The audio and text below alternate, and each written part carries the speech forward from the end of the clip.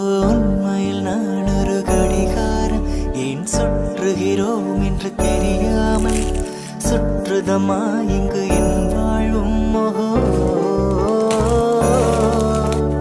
உண்மையில் என் மனம் மெழுகாகும், சில இருட்டுக்குத்தானது ஒளி வீசும், கடைசி வரை தனியாய் உருகும்.